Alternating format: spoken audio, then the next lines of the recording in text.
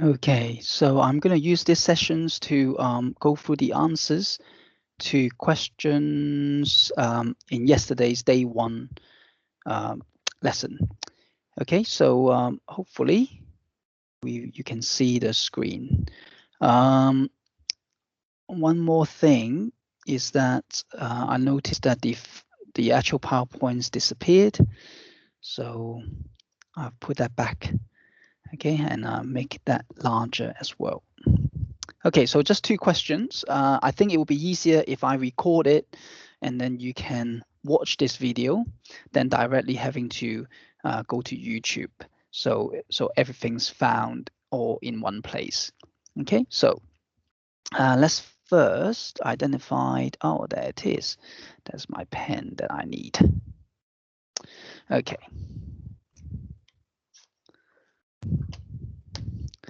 Okay, so we have a test charge. 2 times 10 to the power minus 5. Well, we know this test charge therefore is positive, so we can represent the test charge using a symbol like that. Okay, and then experience a repulsion force of 0.20 Newton. The only way it can experience a repulsion force is that the force, whatever is nearby, is also a positive charge.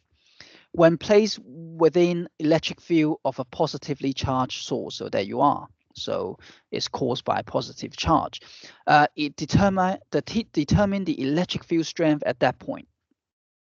Well, the other thing I want you to know, I mean, you can still get really good grade, but there are a lot of things in this sentence that you have to realize.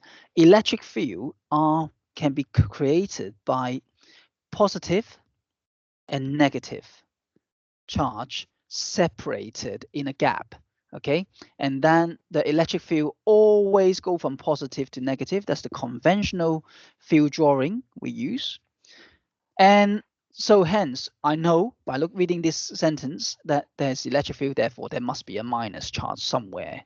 Okay, and this positive charge that we are talking about is that it's got to have a repulsion force. So the only reason it will have a repulsion force is because the positive charge is placed close to the positive side than the negative.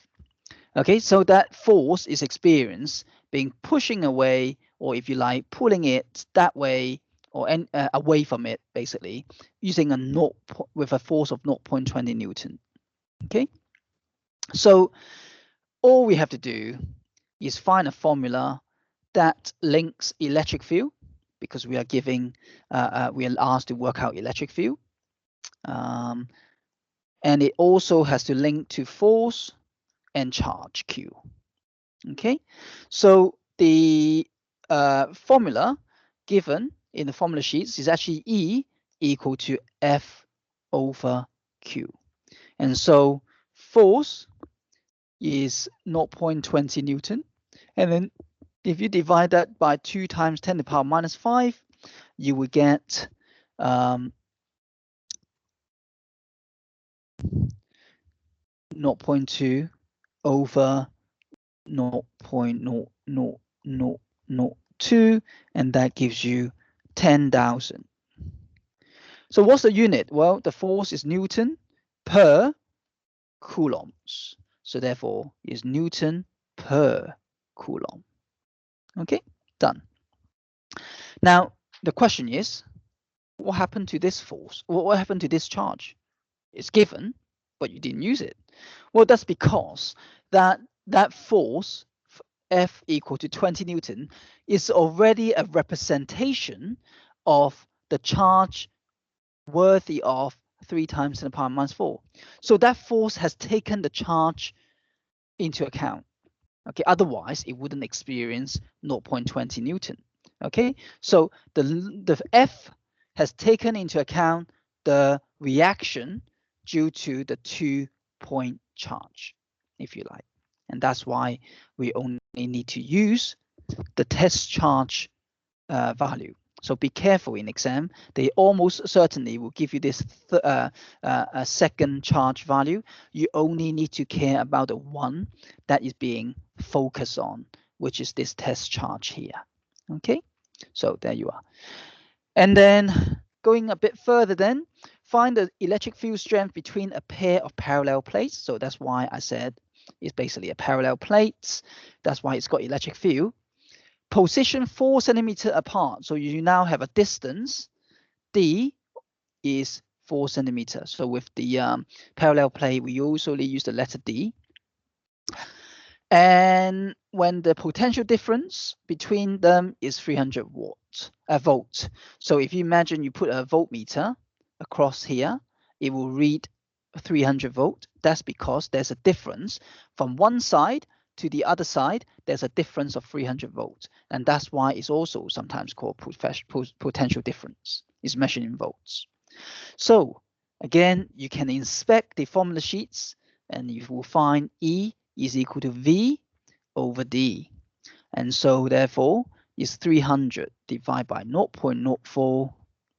And that gives you on a calculator 7,500 volts per meter.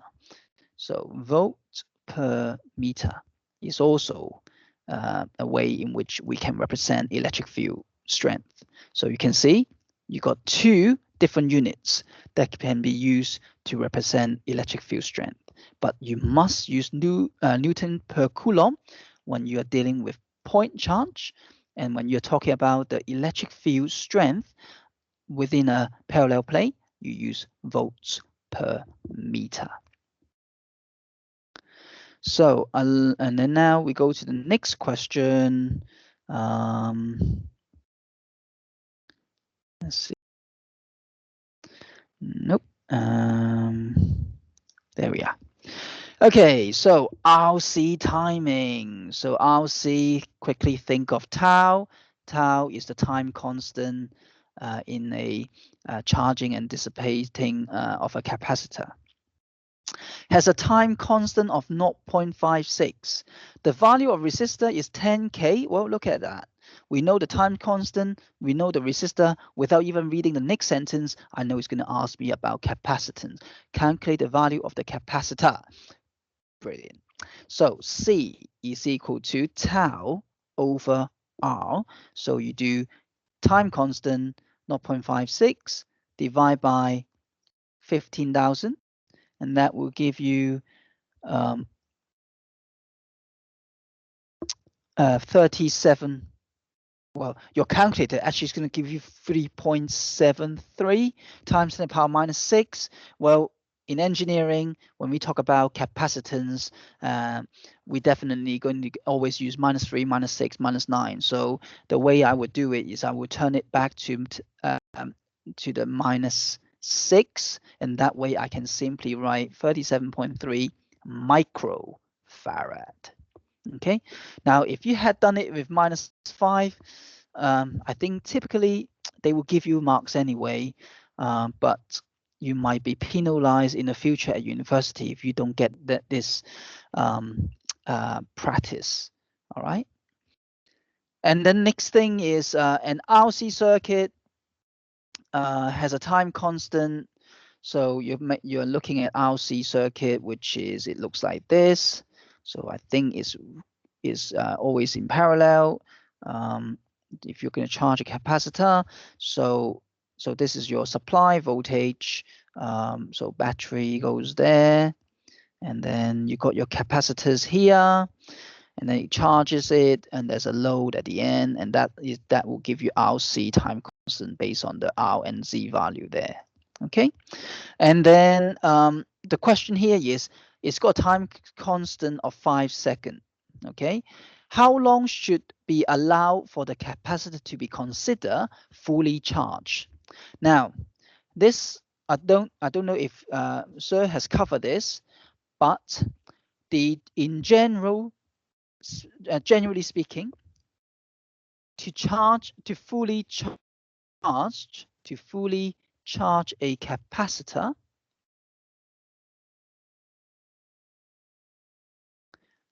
is given by, if you know the time constant, is given by 5 lots of tau. So if you know tau is 5 seconds, So then the fully charging time is simply 5 lots of tau, 5 seconds, which is 25 seconds. So very simple, isn't it? That's because if you have a circuit like this and you can quickly just times them and get your tau value in your head, you can roughly tell with these combinations of components how long would it need to charge this capacitor to the full, and it will take 25 seconds. And experiment is not too far off. Okay, so it's really good for the teachers when we do experiment in A level to see if the pupil have connecting things correctly. We will roughly say, oh, I know it needs 25 seconds to charge it to full, so I'll wait 25 seconds to see if it works.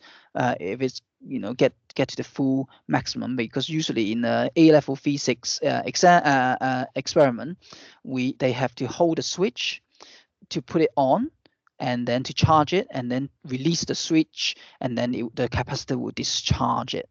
So therefore they will need to hold it for about 25 seconds based on this combined product value of RC. Okay, so that's how we use time constant, and this is an exam question that illustrate the use of time constant. So there you are. This is your homework answers. Okay, so